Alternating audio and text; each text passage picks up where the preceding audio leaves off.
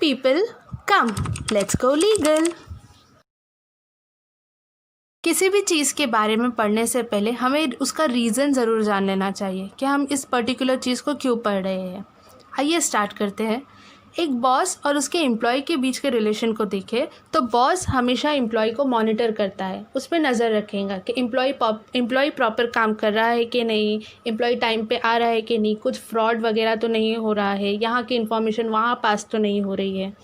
Similar relation होता है citizen और उसके गवर्नमेंट के बीच में। गवर्नमेंट जो होती है वो सिटीज़न्स के लिए काम करती है, इसलिए सिटीज़न्स को ये राइट होना चाहिए कि वो अपने गवर्नमेंट की एक्टिविटीज़ को मॉनिटर करें। गवर्नमेंट एम्प्लॉयज़ प्रॉपर काम कर रहे हैं कि नहीं, पब्लिक फ़ंड कहाँ यूज़ हो रहा है, कैसे यूज़ हो रहा है, etcetera. For this reason only we have the right to information act. The right to information act को इनैक्ट किया गया था इन द ईयर 2005। उसके बाद से ये अमेंड हुआ है इन द ईयर 2019 में। इस पर्टिकुलर एक्ट में 6 चैप्टर्स है। अमेंड हुए चैप्टर्स है चैप्टर 3, चैप्टर 4 एंड चैप्टर 6 के sections, section 13, section 16 and section 27। What we will do, हम स्टार्टिंग से ये एक्ट समझेंगे एंड जैसे ही हम इन सेक्शंस पर पहुँचेंगे हम 2005 के प्रोविजंस को भी समझेंगे एंड उसे अमेंड करके चेंज करके जो 2019 में प्रोविजंस ऐड किए गए हैं उसे भी समझेंगे। मेन सेक्शंस में जाने से पहले इट वुड बी बेटर कि हम कुछ इंपॉर्टेंट वर्ड्स की डेफिनेशन समझ लें। The very first word is information. अब most of the people will say कि इन्फॉर्मेशन तो इतना सिंपल वर्ड है, इसकी डेफिनेशन क्यों? बट इस एक्ट में इन्फॉर्मेशन की डेफिनेशन को और इलैबोरेट करके दिया हुआ है। Apart from document, contract papers, records, text, figures, information is also opinions of people, samples and models. Example से समझेंगे। Opinion, इस केस में सुप्रीम कोर्ट ने कहा है कि जब एक एग्जामिनर एक स्टूडेंट का पेपर चेक करता है और उस पर मार्क्स अलॉट करता है तो वो जो मार्क्स है वो उस एग्जामिनर का ओपिनियन है। किसके लिए? उस स्टूडेंट के लिए। इसी तरीके से सैम्पल्स भी इंफॉर्मेशन हो सकते हैं। मान लीजिए कि आप एक चाइल्ड केयर एनजीओ में हैं और आपको ये इंस्पेक्ट करना है कि गवर्नमेंट स्कूल्स में जो स्टूडेंट्स को खाना मिलता है उसकी क्वालिटी कैसी है, तो वो जो खाना है it would be as sample and information for you. Models भी इंफॉर्मेशन हो सकते हैं। फॉर एग्ज़ाम्पल, एक विलेज है जिसको गवर्नमेंट कन्वर्ट करने वाली है इनटू अ टाउन और सिटी, तो as a resident of that village आप ये इन्फॉर्मेशन सिक्योर करने चाहते हो कि जो न्यू टाउन या सिटी बनने वाली है उसका मॉडल कैसा होगा। अब आते हैं इस एक्ट की सबसे मेन और सबसे कंफ्यूजिंग कंसेप्ट पे, दैट इज़ पब्लिक अथॉरिटी। ये एक्ट कहता है कि अगर एक ऑर्गेनाइजेशन पब्लिक अथॉरिटी की डेफिनेशन में फॉल करती है तो ही आप उससे इंफॉर्मेशन सिक्योर कर सकते हो। तो who are those public authorities? सबसे पहले एवरी कॉन्स्टिट्यूशनल बॉडी, ऐसी ऑर्गेनाइजेशंस जो थ्रू कॉन्स्टिट्यूशन फॉर्म की गई हो। फॉर एग्ज़ाम्पल हमारा parliament, state legislature, supreme court, high court, district courts, election commission etcetera. उसके बाद आता है स्टैट्यूटरी बॉडीज़, ऐसी ऑर्गेनाइजेशंस या बॉडीज़ जो किसी एक्ट के थ्रू बनाई गई हो। For example consumer protection councils, consumer protection forums, income tax department, labour courts, industrial tribunals etcetera. उसके बाद आते हैं ऐसी बॉडीज़ या ऑर्गेनाइजेशंस जो फॉर्म की गई हो फ्रॉम द ऑर्डर या notification of the government. For example, if हमारे प्रेसिडेंट एक ऑर्डर रिलीज़ करे जिसमें वो एक कमेटी, एक एक्सपर्ट कमेटी फॉर्म कर रहे हैं for so and so issue, तो उस कमेटी को भी पब्लिक अथॉरिटी में काउंट किया जाएगा। नेक्स्ट इज़ ऐसी ऑर्गेनाइजेशंस जो डायरेक्टली या इनडायरेक्टली गवर्नमेंट के कंट्रोल में है और जिससे गवर्नमेंट फाइनेंस कर रही है। कितना फाइनेंस कर रही है ये यहाँ पर नहीं बताया गया है, it is just substantially financing. जो ऑर्गेनाइजेशंस डायरेक्टली कंट्रोल में है क्वेश्चन उसके ऊपर तो नहीं आएगा। क्वेश्चन यहाँ पर अराइज होता है उन ऑर्गेनाइजेशंस के ऊपर जो इनडायरेक्टली कंट्रोल में है गवर्नमेंट के या इनडायरेक्टली फाइनेंस हो रही है थ्रू द गवर्नमेंट। अब इस क्वेश्चन का आंसर डिसाइड होता है either in courts, high court या सुप्रीम कोर्ट, या फिर इंफॉर्मेशन कमिश्नर्स के पास। जैसे कि इस केस में सुप्रीम कोर्ट ने बीसीसीआई को as a public authority declare किया था। वी नो कि BCCI is a private organisation, but BCCI हमारी कंट्री को इंटरनेशनल लेवल्स पर रिप्रेजेंट करता है, इसीलिए सुप्रीम कोर्ट ने इसे पब्लिक अथॉरिटी डिक्लेयर किया बिकॉज ये एक लार्जर पब्लिक इंटरेस्ट सर्व कर रहा है। नेक्स्ट डेफिनेशन है द राइट टू इन्फॉर्मेशन। ये डेफिनेशन बताती है एक सिटीज़न अपनी इस राइट को कैसे यूज़ कर सकता है। सो देर आर टू वेज़, या तो आप किसी भी पब्लिक अथॉरिटी के वर्क या रिकॉर्ड को इंस्पेक्ट कर सकते हो, या फिर उसी वर्क और रिकॉर्ड्स को in the form of documents, videos, floppy disk या फिर सैम्पल्स के थ्रू ऑब्टेन कर सकते हो।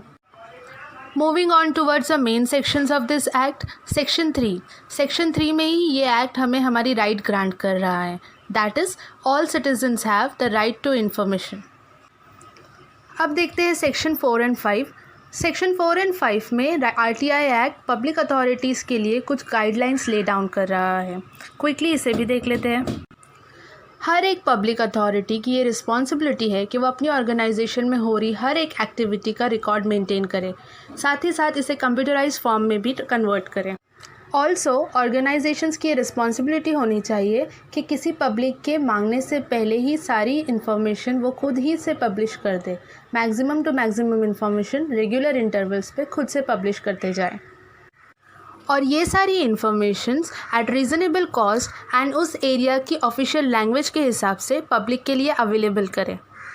अलॉन्ग विद दिस, हर एक ऑर्गेनाइजेशन में जो एक पब्लिक अथॉरिटी है, कुछ ऑफिसर्स होना चाहिए जिन्हें हम PIOs या APIOs कहते हैं, that is public information officers और असिस्टेंट पब्लिक इंफॉर्मेशन ऑफिसर्स। अगर वो ऑर्गेनाइजेशन सेंटर से लिंक्ड है तो वो सेंट्रल PIOs होंगे, और अगर वो स्टेट से लिंक्ड है तो that they would be known as state PIOs। अब ये PIOs वही ऑफिसर्स होंगे जिन्हें हम जैसे जनरल लोग जाके अप्रोच करेंगे, अपना फॉर्म सबमिट करेंगे to fetch the informations. Now will see how RTI application is filed. सबसे पहले the person who will file this application would be known as applicant. ये एप्लीकेशन या तो उसकी खुद की हैंड राइटिंग में होगा या फिर कंप्यूटराइज फॉर्म में होगा। The language could be Hindi, English या फिर कोई और ऑफिशियल लैंग्वेज। मैटर इसमें क्या होगा कि किस फॉर्म में और कौन सी इन्फॉर्मेशन उसे सिक्योर करनी है उस पब्लिक अथॉरिटी से, उसके बारे में उसे डिटेल डालनी होगी। अलॉन्ग विथ इट, ये ज़रूरी नहीं है कि उसे उसका रीज़न भी डालना पड़े कि ये इन्फॉर्मेशन उसे क्यों चाहिए। पर्सनल डिटेल्स डालना भी ज़रूरी नहीं है। Only contact details is necessary, जिससे वो ऑफिसर उसे कॉन्टैक्ट कर सकें। Along with this application, applicant कुछ फ़ीस अटैच करेगा। ये फ़ीस रीज़नेबल होंगी और मिनिमम से मिनिमम होंगी, एंड जो लोग बिलो पॉवर्टी लाइन में आते हैं उनके लिए ये फ़ीस होंगी ही नहीं। जब ये एप्लीकेशन रेडी हो जाए तो इसे सबमिट करना होगा public information officer of that public authority.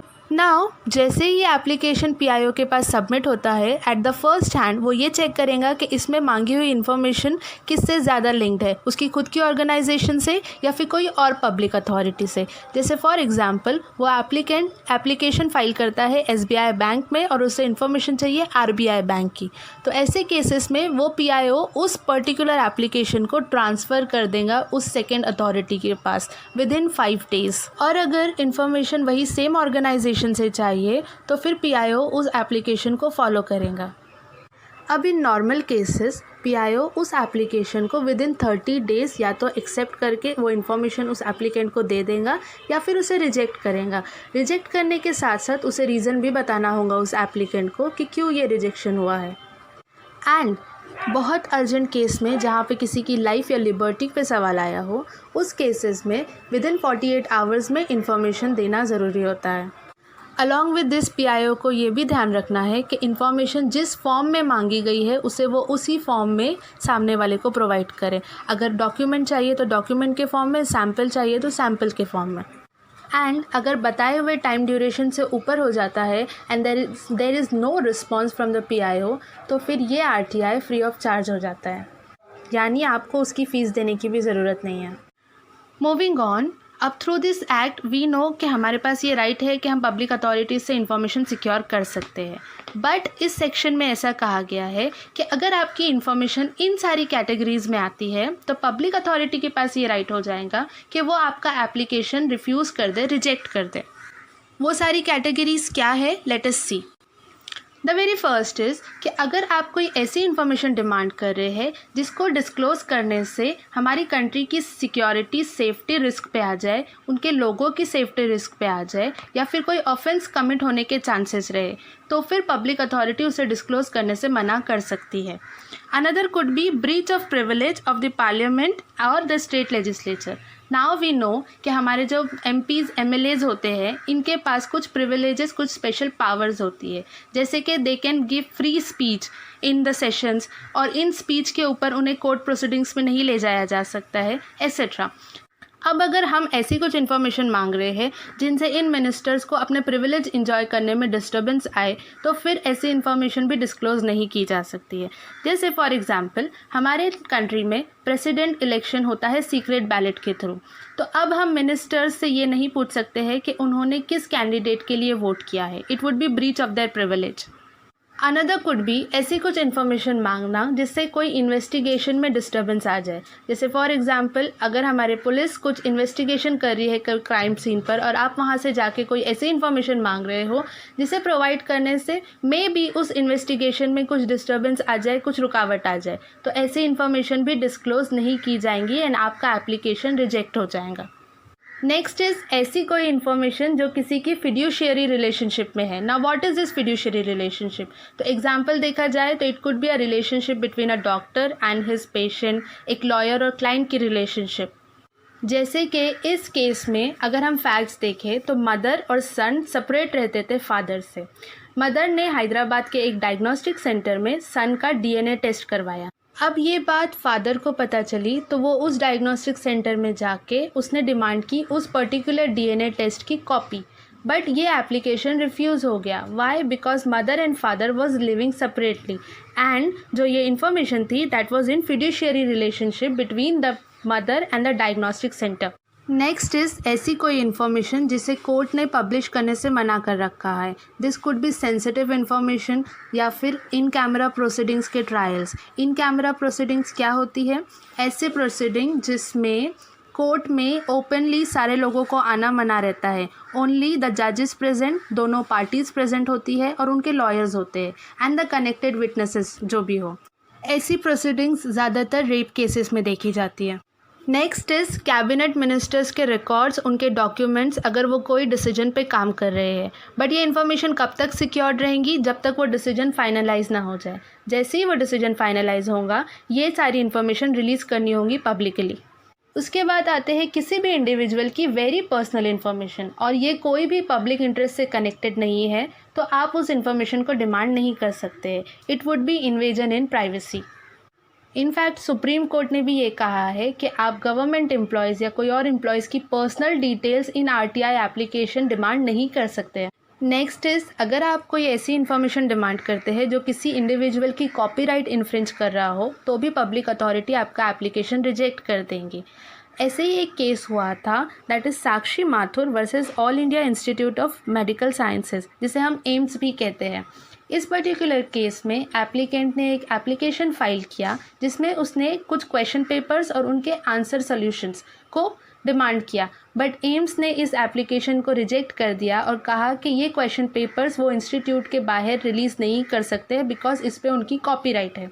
However इस कंटेंशन को कोर्ट ने रिजेक्ट कर दिया और कहा कि एम्स क्योंकि एक पब्लिक अथॉरिटी है, इनके क्वेश्चन पेपर्स भी पब्लिक के लिए अवेलेबल होंगे, इस पे कोई कॉपीराइट नहीं होंगे। इन सारे रेस्ट्रिक्शंस के बावजूद ये एक्ट सेक्शन 10 में कहता है कि पब्लिक अथॉरिटीज़ को नॉन कॉन्फिडेंशियल इन्फॉर्मेशन की एक्सेस ग्रांट करनी ही होगी। अगर इसे बहुत बेसिक एग्जांपल से समझे तो मानिए एक 4 पेज का डॉक्यूमेंट है और पेज 3 पे सिर्फ कॉन्फिडेंशियल इन्फॉर्मेशन है जो इन कैटेगरीज़ में आती है, तो पब्लिक अथॉरिटी वो पेज 3 को सिक्योर करके बाकी सारे पेजेस की इन्फॉर्मेशन डिस्क्लोज कर सकती है। एंड इन सब रेस्ट्रिक्शंस के बावजूद अगर कोई लार्जर पब्लिक इंटरेस्ट क्वेश्चन में है तो फिर इन रेस्ट्रिक्शंस के होने पर भी ये इन्फॉर्मेशन डिस्क्लोज की जा सकती है। Next is any information which is link to the third party. अब कौन है ये थर्ड पार्टी? कोई भी citizen except the applicant. Applicant अगर एप्लीकेशन के थ्रू PIO से किसी थर्ड पार्टी, किसी तीसरे इंडिविजुअल की इन्फॉर्मेशन डिमांड कर रहा है तो वो PIO विदिन 5 डेज़ उस थर्ड पार्टी को अप्रोच करके उससे कंसेंट लेगा। अगर थर्ड पार्टी कंसेंट दे दे तो PIO can disclose the information and if third party ही ये डिक्लाइन कर दे कि ये इन्फॉर्मेशन नहीं दी जाए तो अब PIO के पास 2 ऑप्शन है। वो ये चेक करेगा कि इस पर्टिकुलर इशू में लार्जर पब्लिक इंटरेस्ट है कि नहीं है। इफ़ अगर पब्लिक इंटरेस्ट है इसमें तो वो इस एप्लीकेशन को एक्सेप्ट करके इन्फॉर्मेशन डिस्क्लोज़ कर देगा, अदरवाइज़ वो इस एप्लीकेशन को रिजेक्ट कर देगा क्योंकि ये किसी थर्ड पार्टी की इन्फॉर्मेशन है। इसका एक एग्जाम्पल भी है। In the year 2012 Chennai based RTI activist V Gopal Krishnan ने एक आरटीआई एप्लीकेशन फाइल किया जिसमें उन्होंने मिसेस सोनिया गांधी की इनकम टैक्स रिटर्न्स डिटेल्स की इन्फॉर्मेशन डिमांड की। अब क्योंकि यहाँ पर Mrs Sonia Gandhi third party हो गई है, इसीलिए पीआईओ ने उनका कंसेंट ग्रांट करने की रिक्वेस्ट की। इस पर मिसेस सोनिया गांधी ने कंसेंट नहीं दिया और मना करते हुए उन्होंने 3 रीज़न बताया। द वेरी फर्स्ट कि ये उनकी पर्सनल फ्रीडम में इन्वेजन है, सेकेंड कि इसमें कोई भी लार्जर पब्लिक इंटरेस्ट नज़र नहीं आता, एंड थर्ड ये एक सिक्योरिटी रिस्क भी है। नेक्स्ट आता है चैप्टर 3 एंड 4 जिसमें इंफॉर्मेशन कमीशंस एक स्टैट्यूटरी बॉडी फॉर्म करने की बात हो रही है। नेशनल लेवल पे सेंट्रल इंफॉर्मेशन कमीशन होगा और हर एक स्टेट के लिए एक एक स्टेट इंफॉर्मेशन कमीशंस होंगे। ये इंफॉर्मेशन कमीशन एक ऐसी बॉडी होंगी जो डील करेंगी आरटीआई एक्ट में होने वाली सारी क्वेरीज, अपील्स, कंप्लेंट्स और इरेगुलरिटीज़ से। कोई भी कंप्लेंट्स हो वो पहले इंफॉर्मेशन कमीशन तक आएंगी, अगर यहाँ पे सॉल्व नहीं हो पाई तो ही वो high court and supreme court तक जाएंगी। इस बॉडी को रन करेंगे इंफॉर्मेशन कमिश्नर्स, एक चीफ और उसके अंडर में मैक्सिमम 10 इंफॉर्मेशन कमिश्नर। अब आते हैं सेक्शन 13 और सेक्शन 16 पर। ये वही सेक्शंस है जो 2019 में अमेंड भी हुए हैं। Let us compare both the original act provisions and the amended act provisions. First of all इस पर्टिकुलर सेक्शंस में बात हुई है इंफॉर्मेशन कमिश्नर्स के जॉब ड्यूरेशन के बारे में, उनकी सैलरीज कितनी रहेंगी इस बारे में और उनकी सर्विस कंडीशन के बारे में। सबसे पहले देखते हैं जॉब ड्यूरेशन का प्रोविज़न। हर एक इंफॉर्मेशन कमिश्नर, चाहे वो सेंट्रल इंफॉर्मेशन कमीशन से हो या कोई भी स्टेट इंफॉर्मेशन कमीशन से हो, उनकी जॉब ड्यूरेशन फिक्स्ड 5 ईयर्स के लिए फिक्स कर दी गई थी।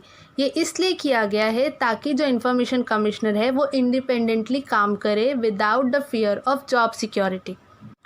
बट 2019 के अमेंडमेंट में इस प्रोविज़न को चेंज कर दिया गया है और अब इनकी जॉब ड्यूरेशंस वो होंगी जो फिक्स होंगी according to the central government. मतलब अब इनकी फिक्स 5 ईयर्स की एम्प्लॉयमेंट नहीं होंगी। सिमिलरली सैलरीज, अलाउंसेस और सर्विस कंडीशन की बात की जाए तो सेंट्रल इंफॉर्मेशन कमीशन में चीफ कमिश्नर की salary, allowances and service condition would be same as election commissioner और उनके बिलो जो 10 और इंफॉर्मेशन कमिश्नर्स हैं उनकी सैलरी और allowances and service condition would be same as election commissioner. Similarly अगर स्टेट लेवल की बात की जाए तो जो चीफ कमिश्नर होंगे उनकी salaries, allowances and service condition would be equal to election commissioner और जो उनके अंडर में 10 और इंफॉर्मेशन कमिश्नर्स है उनकी salaries and service condition would be same as the chief secretary of state government. ये सारे प्रोविजंस थे in the original act, but इसे अब चेंज कर दिया गया है 2019 के अमेंडमेंट में और अब सेंट्रल गवर्नमेंट डिसाइड करेंगी सैलरीज, अलाउंसेस और service condition in information commissioners की क्या क्या होंगे। एक बहुत ही इंपॉर्टेंट क्वेश्चन हर किसी के माइंड में चल रहा है, that is what is the issue between the PM cares fund and the RTI act. So let us see in detail what's the matter. On 28 March prime minister Narendra Modi ने PM cares fund announce किया जिसका full form है prime minister's citizen assistance and relief in emergency situation. इस fund को announce करते के साथ prime minister Narendra Modi ने donations from individual as well as body corporate को वेलकम किया और बताया कि इस पर्टिकुलर फंड का यूजेज होगा प्राइमरीली कोविड-19 पेंडेमिक को डील करने के लिए और इसका सेकेंडरी यूजेज होगा ऐसे ही कुछ सिमिलर इमरजेंसी सिचुएशंस के लिए।